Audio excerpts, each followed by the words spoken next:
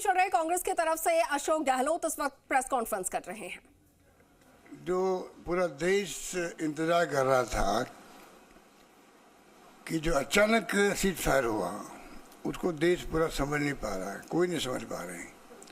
ऐसा कभी होता नहीं है कि वो भी गुप्त तरीके से सीक्रेट रख के कैसे हो सकता है।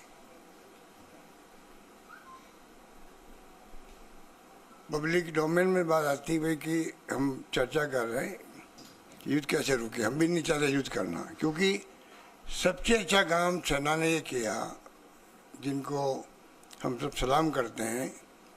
उन्होंने जो है पहले दिन ही जो अटैक किया उसमें ना सिविलियन कोई जगह पर और ना कोई पाकिस्तान के सैनिक अड्डों पे भी नहीं किया, जबकि दुश्मन देश है वो अटैक कर सकते थे। सिर्फ और सिर्फ 9 जगह चुन करके उन्होंने अटैक किया जो आतंकवाद के अड्डे थे। तो पूरी दुनिया में इसकी तारीफ हुई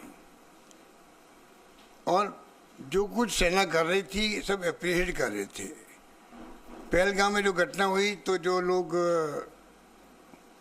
26 परिवारों के अलावा भी देश के हर परिवार के अंदर दुख का आभास हो रहा था और वो सोच नहीं पा रहे कि इसका क्या शब्द क्या काम लें संवेदना के लिए भी।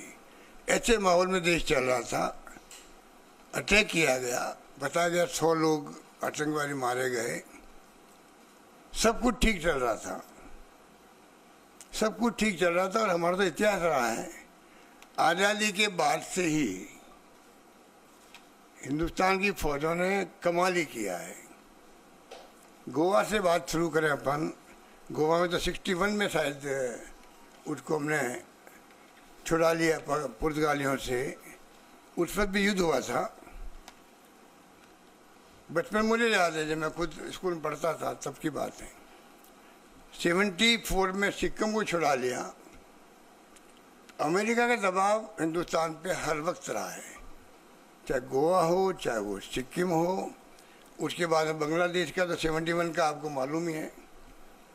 बांग्लादेश की घटना को भी हमने उसको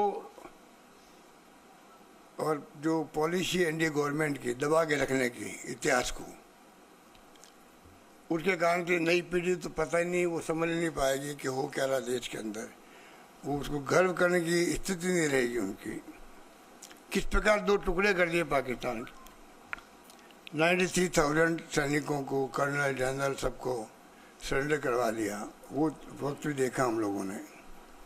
मैं खुद बचपन में गया था 71 के बाद के वक्त में। शरणार्थी शिविर लगे हुए थे वहाँ पर, 1 करोड़ लोग आ गए थे इंडिया के अंदर। तो हम एनजीओ के माध्यम से गए वहाँ सेवा करने के लिए। तो मुझे याद है कि वो दृश्य क्या था वहाँ पर और किस प्रकार वो बाद में इतनी बड़ी जीत के बाद में उस पर भी अमेरिका का सातवां बेड़ा आ गया था। निक्सन साहब ने भेज दिया, दबाव दिया इंदिरा गांधी पर, झुकी नहीं इंदिरा गांधी, परवाह नहीं करी सातवें बेड़े की। ये भी वक्त था हमारा जब ये सब कुछ हुआ। शिमला समझौता भी हो गया। हम 2 राष्ट्र के बीच में बात करेंगे, तीसरा राष्ट्र पिक्चर में नहीं आएगा। अभी जो ट्रम्प साहब पिक्चर में आ रहे हैं वो पता नहीं इनकी कंसर्न से आ रहे हैं सरकार की या वो अपने हिसाब से आ रहे हैं। वो भी देश के सामने स्पष्ट करना चाहिए प्राइम मिनिस्टर को, एमईए को, कि भाई वो ट्रम्प साहब जो सब कुछ कह रहे हैं आज के टाइम में, उसके भीतर क्या राज है, क्या दबाव है, हम क्यों सुन रहे हैं, स्पष्टीकरण क्यों नहीं दे रहे हम लोग। इसलिए मैं आपको कह रहा था कि सेना के बलबूते पर जो आज तक इतिहास में ये घटनाएं बड़ी बड़ी हुई। अरुणाचल प्रदेश था, चाइना का परवाह नहीं करी, उसको भी हमने स्टेट का दर्जा दे दिया। 65 का वार था, हमने देखा हमारे खुद के शहर में 500 बम गिर गए थे। तो बचपन से देखता रहे 65 का वार सेना ने जम के लड़ा। लाल बहादुर शास्त्री जी थे उस वक्त में। फिर आपको मालूम है कि किस प्रकार उस पर कुछ लोगों ने विरोध किया उनका। इन्हीं लोगों ने जो आज सत्ता में बैठे हुए हैं।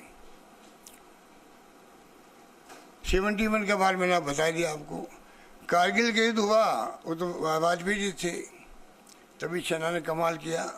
वो बोफोर्स तोप, राजीव गांधी जिंदाबाद के नारे लगाए थे हमारे सैनिक लोग जब तोप चलती थी, तो उसी राजीव गांधी को बदनाम करके उन्होंने, आप सबको मालूम है मीडिया वालों को कि इनके षड्यंत्र किस प्रकार कामयाब होते हैं। जैसा भी हो गया इनका बाबा रामदेव और अन्ना हजारे जी के नाम से सरकार बदल जाती है, पब्लिक पर्सन बन जाता, तो ये सब कुछ हमने देखा है। जो मैं बात करना चाहता, जब सब कुछ हो रहा है तो ट्रम्प साहब ने कौन सी ठेकेदारी ले रखी है?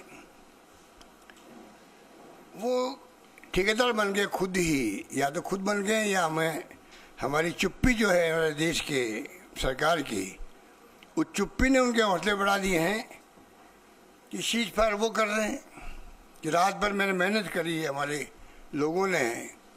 अब मेहनत करने में कौन कौन भागीदार थे ये बात स्पष्ट होनी चाहिए देश के सामने, कोई स्पष्ट नहीं हुई। अब वो कहते हैं कश्मीर का हल भी मैं कर सकता हूँ, हजारों साल से जो झगड़ा चल रहा है, जबकि 71 वार के बाद में मिस्टर भुट्टो आए थे, इंदिरा जी गई थी शिमला के अंदर, एग्रीमेंट हुआ लिखित के अंदर कि कोई तीसरा मुल्क, इवन यूएन भी पंचायती नहीं करता है। 2 मुल्कों के बीच में बात होगी हमेशा कश्मीर के बारे में लेकर के। ट्रम्प साहब तो उसकी तरफ भी बात करने लग गए। बहुत खतरनाक बात है, वो बहुत खतरनाक बात है। मैं रिपीट करना चाहता हूँ, बहुत खतरनाक बात है कि मिस्टर ट्रम्प कह रहे हैं कि कश्मीर का मुद्दा मैं हल करवा दूंगा, पता नहीं वो किसके पक्ष में फैसला कर देंगे। तो ये जो बार बार मैं देख रहा हूँ